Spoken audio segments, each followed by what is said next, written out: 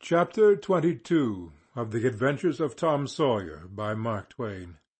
Tom joined the new order of Cadets of Temperance, being attracted by the showy character of their regalia. He promised to abstain from smoking, chewing, and profanity as long as he remained a member. Now he found out a new thing, namely, that to promise not to do a thing is the surest way in the world to make a body want to go and do that very thing. Tom soon found himself tormented with a desire to drink and swear. The desire grew to be so intense that nothing but the hope of a chance to display himself in his red sash kept him from withdrawing from the order. 4th of July was coming, but he soon gave that up. Gave it up before he had worn his shackles over 48 hours, and fixed his hopes upon old Judge Frazier, Justice of the Peace, who was apparently on his death-bed and would have a big public funeral, since he was so high an official.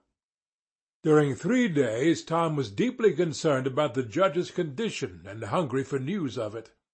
Sometimes his hopes ran high, so high that he would venture to get out his regalia and practice before the looking-glass. But the judge had a most discouraging way of fluctuating. At last he was pronounced upon the mend, and then convalescent. Tom was disgusted, and felt a sense of injury too. He handed in his resignation at once, and that night the judge suffered a relapse and died. Tom resolved that he would never trust a man like that again. The funeral was a fine thing. The cadets paraded in a style calculated to kill the late member with envy. Tom was a free boy again, however. There was something in that. He could drink and swear now, but found to his surprise that he did not want to. The simple fact that he could took the desire away, and the charm of it. Tom presently wondered to find that his coveted vacation was beginning to hang a little heavily on his hands. He attempted a diary, but nothing happened during 3 days, and so he abandoned it. The first of all the negro minstrel shows came to town and made a sensation. Tom and Joe Harper got up a band of performers and were happy for 2 days. Even the glorious 4th was in some sense a failure, for it rained hard, there was no procession in consequence, and the greatest man in the world, as Tom supposed, Mr. Benton, an actual United States Senator, proved an overwhelming disappointment, for he was not 25 feet high, nor even anywhere in the neighborhood of it. A circus came. The boys played circus for 3 days afterward in tents made of rag carpeting. Admission, 3 pins for boys, 2 for girls, and then circusing was abandoned. A phrenologist and a mesmerizer came, and went again, and left the village duller and drearier than ever. There were some boys' and girls' parties, but they were so few and so delightful that they only made the aching voids between ache the harder. Becky Thatcher was gone to her Constantinople home to stay with her parents during vacation, so there was no bright side to life anywhere. The dreadful secret of the murder was a chronic misery. It was a very cancer for permanency and pain. Then came the measles. During 2 long weeks Tom lay a prisoner, dead to the world and its happenings. He was very ill. He was interested in nothing. When he got upon his feet at last and moved feebly downtown, a melancholy change had come over everything and every creature. There had been a revival, and everybody had got religion, not only the adults, but even the boys and girls.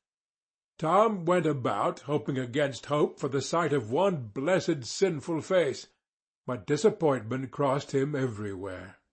He found Joe Harper studying a Testament, and turned sadly away from the depressing spectacle. He sought Ben Rogers, and found him visiting the poor with a basket of tracts. He hunted up Jim Hollis, who called his attention to the precious blessing of his late measles as a warning. Every boy he encountered added another ton to his depression, And when in desperation he flew for refuge at last to the bosom of Huckleberry Finn, and was received with a scriptural quotation, his heart broke, and he crept home and to bed, realizing that he alone of all the town was lost, forever and forever. And that night there came on a terrific storm, with driving rain, awful claps of thunder, and blinding sheets of lightning. He covered his head with the bedclothes, and waited in a horror of suspense for his doom, for he had not the shadow of a doubt that all this hubbub was about him. He believed that he had taxed the forbearance of the powers above to the extremity of endurance, and that this was the result. It might have seemed to him a waste of pomp and ammunition to kill a bug with a battery of artillery, but there seemed nothing incongruous about getting up such an expensive thunderstorm as this to knock the turf from under an insect like himself.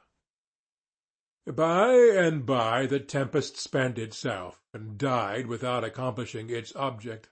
The boy's first impulse was to be grateful and reform. His second was to wait, for there might not be any more storms. The next day the doctors were back. Tom had relapsed. The 3 weeks he spent on his back this time seemed an entire age. When he got abroad at last he was hardly grateful that he had been spared, remembering how lonely was his estate, how companionless and forlorn he was. He drifted listlessly down the street, and found Jim Hollis acting as a judge in a juvenile court that was trying a cat for murder in the presence of her victim, a bird.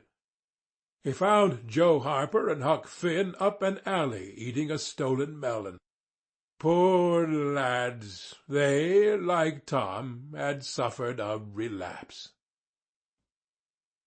End of chapter 22.